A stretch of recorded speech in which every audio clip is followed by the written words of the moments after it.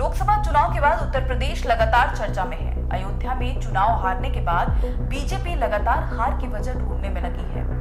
BJP चुनाव में 80 में से 80 सीटें जीतने का दावा कर रही थी, लेकिन 80 में से 33 सीटों पर बीजेपी सिमट गई। जब इस हार पर मंथन हुआ तो कहीं मोदी मैजिक ना चलने की बात सामने आई, तो कहीं योगी फैक्टर काम ना करने की बात सामने आई, तो कहीं कुछ और निचोड़ भी निकाला गया। अब एक बार फिर से योगी और केशव प्रसाद मौर्य के बीच घमासान कहीं ना कहीं बीजेपी की मुश्किलें बढ़ा रहा है। नमस्कार, न्यूज़ देख रहे हैं आप, आपके साथ मैं हूं अनुभा सिंह।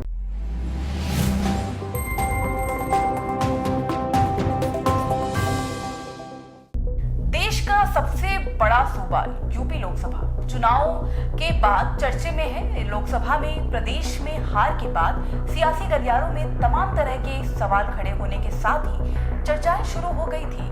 ऐसा माना जा रहा था कि योगी आदित्यनाथ केंद्र में जाएंगे। पार्टी और सरकार में सब कुछ सही नहीं चल रहा है। इसी बीच यूपी बीजेपी के 3000 के करीब सदस्यों वाली कार्य समिति की बैठक रविवार को हुई। बैठक में पार्टी के प्रदेश स्तर के सभी बड़े नेताओं के अलावा बीजेपी अध्यक्ष जेपी नड्डा भी शामिल हुए। सबने अपने हिसाब से अपने कारणों को गिनवाया, लेकिन जो डिप्टी सीएम केशव प्रसाद मौर्य ने बोला वो सबसे ज्यादा अहम और जरूरी रहा।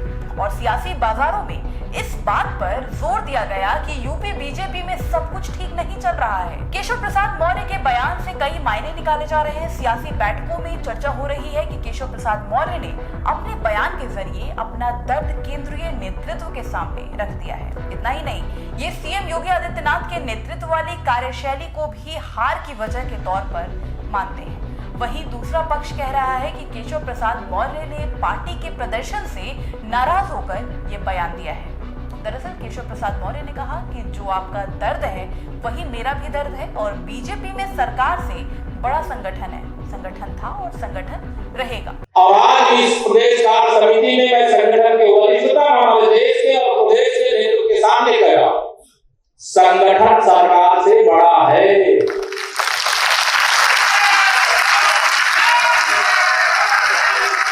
संगठन से बड़ा कोई नहीं होता है।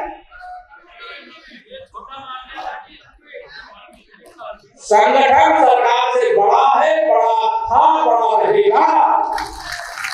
वैसे तो योगी आदित्यनाथ और केशव प्रसाद मौर्य के बीच तकरार की खबरें जो है वो हमेशा देखने को मिलती है। ये वर्चस्व की जंग 2017 से चली आ रही है, जब विधानसभा चुनाव के नतीजों के बाद प्रदेश की कमान हिंदू हृदय सम्राट होने के नाम पर योगी आदित्यनाथ को मिल गई। वहीं केपी मौर्य यानी कि केशव प्रसाद मौर्य को उप मुख्यमंत्री का पद मिला, लेकिन सरकार बनने के बाद ही योगी आदित्यनाथ और उप मुख्यमंत्री केशव प्रसाद मौर्य के बीच की तकरार सामने आती रही। इसके बाद 2022 चुनाव से करीब 6 से 7 महीने पहले भी यूपी में माहौल बना कि बीजेपी अन्य राज्यों की तर्ज पर सीएम योगी को हटाकर केशव प्रसाद मौर्य को सीएम बना सकती है। इसी बीच केपी मौर्य 2 बार दिल्ली भी पहुंचे, लेकिन बात बिल्कुल भी नहीं बनी। फिर चुनाव हुआ और केशव प्रसाद मौर्य सिराथू सीट से हार गए।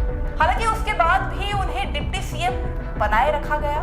फिलहाल तो खबरें जो सामने आ रही है इससे साफ दिख रहा है कि यूपी बीजेपी में सब कुछ ठीक नहीं है। अब आने वाला वक्त बताएगा कि क्या यूपी 2027 चुनाव से पहले ये सारे मनभेद मिटा देगी, या फिर 3 दशक बाद फिर यूपी में कल्याण सिंह पार्ट 2 होता दिखेगा।